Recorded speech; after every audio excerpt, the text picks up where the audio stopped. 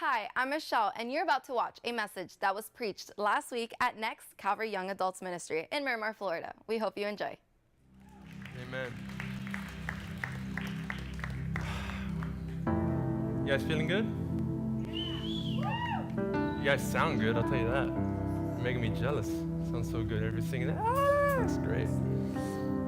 Hey, I'm not going to take a lot of your time so we can continue to worship, but we're concluding our series. We've been talking about a lot of different people, and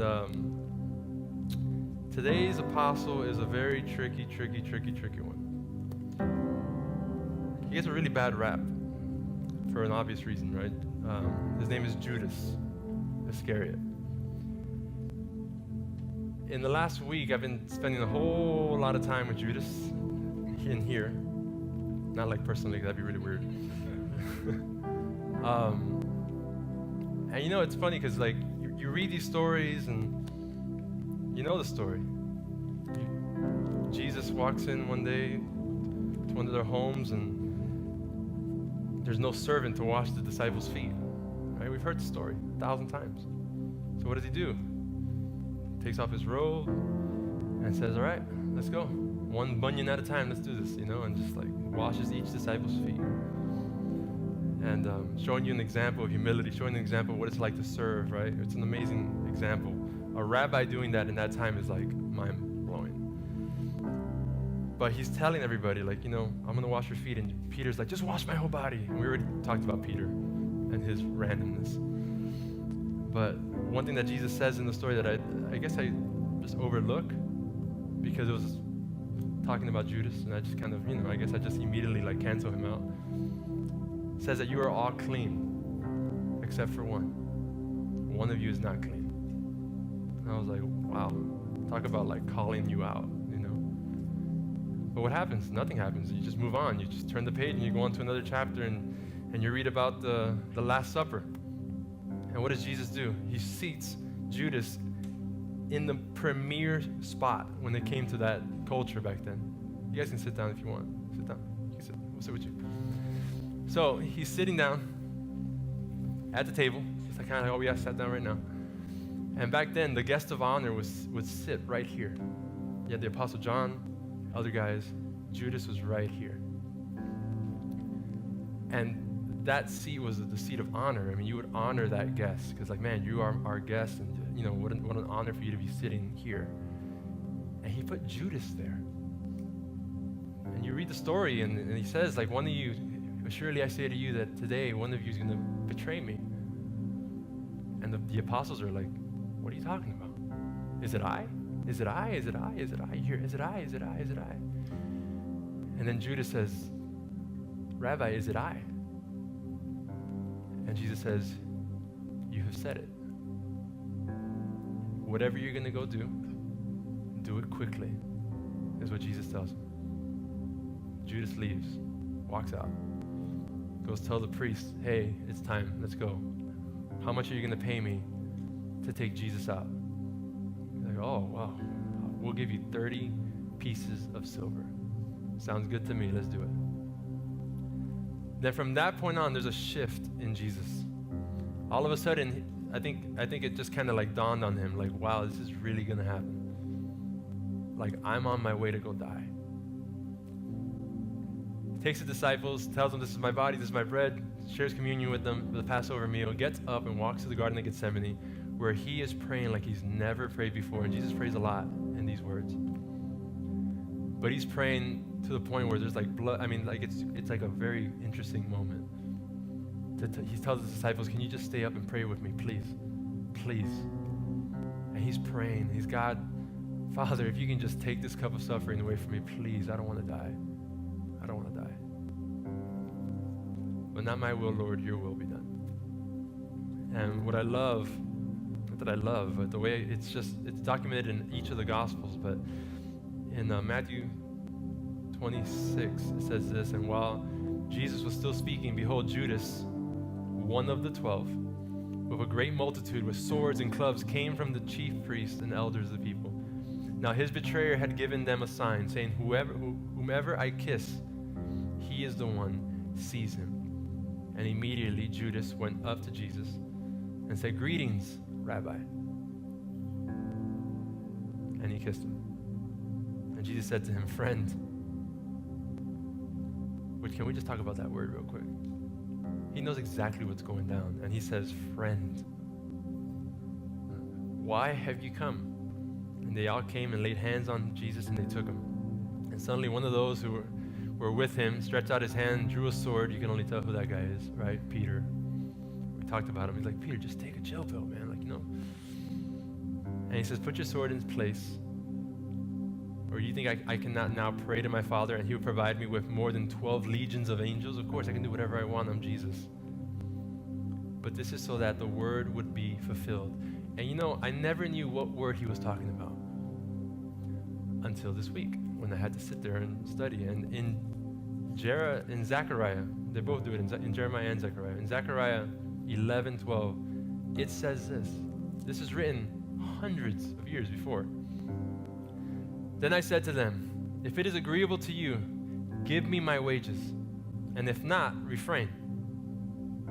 So they weighed out for my wages 30 pieces of silver. And the Lord said to me, throw it to the potter. That princely price they set on me, so I took the 30 pieces of silver and I threw them into the house of the Lord for the potter." George, I'm not with you. What does that have to do with Judas? 30 pieces of silver? Okay, that's cool. Here's what happens after this whole story. Then Judas, his betrayer, seeing that Jesus had been condemned, was remorseful and brought back the 30 pieces of silver the chief priests and elders gave him, saying, "I have sinned by betraying innocent blood." And they said, "What is that to us? You did this this is all your fault. You did it to yourself. So you see that you do it. You take care of that." And then he threw the 30 pieces of silver into the temple and departed and went and hanged himself. Where did he hang himself? In the potter's field. Just like the thing said in Zechariah. And I'm like, whoa, that's kind of crazy. But you know what's crazy is this. Jesus picked the 12, right? It says that he prayed for an entire day to pick those 12 apostles to do his work. You think he made a mistake picking Judas? I don't think so. I think he knew what he was getting himself into. And you know what's amazing is that Jesus gave Judas every single opportunity to repent, but he never did. Think about it. Washing the feet. He's like, "Hey, by the way, one of you guys are not clean. Judas, you got anything to say?" "Oh, no, Rabbi, I'm cool, man. Just wash my feet. I'm good." "Hey, we're eating together. Hey, you're going to betray me. Anybody want to repent for their sins?" "You sitting right next to me? Right next to me?" I mean, like, no, I'm good.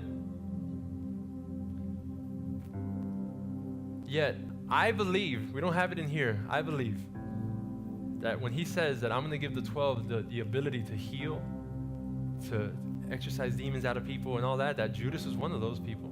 And he was doing that. He was following Jesus. This is not like Judas just showed up on the block and go, "Hey, I'm going to follow Jesus."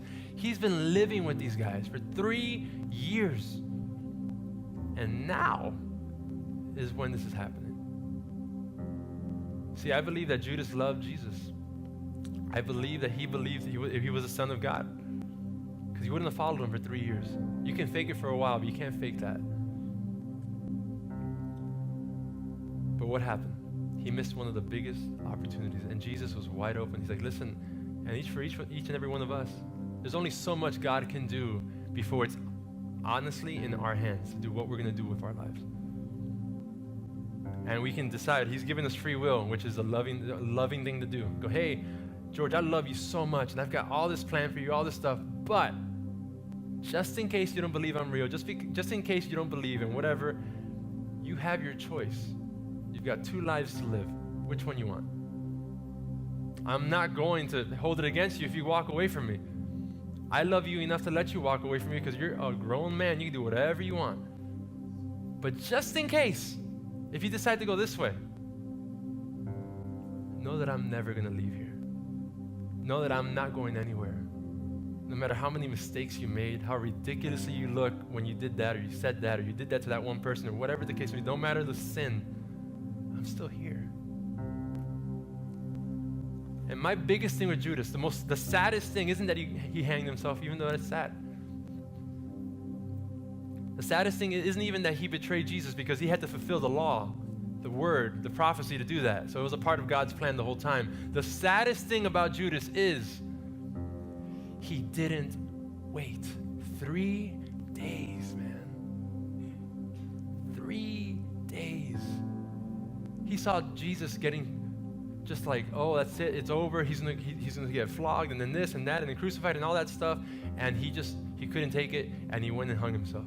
If he would have waited 3 days, a resurrected Jesus would have shown up. And it's not in here.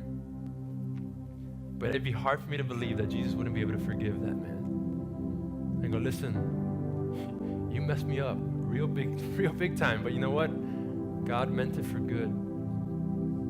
But that never happened. Why? Because Judas took things into his own hands. He walked the walk, talked the talk, all that stuff, and then at the most important part of the entire journey, lost everything. Everything. In Revelation, it says that there's 24 thrones in heaven. 24 thrones. You know what those 24 thrones are for? 12 tribes of Israel and the 12 disciples. But guess what? He doesn't get a throne anymore. Someone took his place. That's the saddest thing. And see, for us, I think a lot of times, sorry, I'm old when I get up. Oh, my knees. For us, the saddest thing that could happen to any one of you isn't betraying Jesus, because we're going to do that. We're sinners. I'm sorry to tell you. Newsflash. I sinned on the way here this morning. It's the way it works. It's just this flesh is weak, right? The saddest thing that can happen to us is that we miss an opportunity to be a part of what God is doing. Judas could have changed the entire world, but he walked away.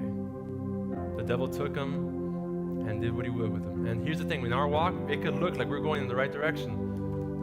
Listen, I'm coming the next. I'm worshiping, I'm listening to George talk about the word. I'm leaning in, Jesus, I'm leaning in. I want to know more of you, God. We sing about that. I want more, I want more of you. God, please, show me your face. We sing all these words all the time.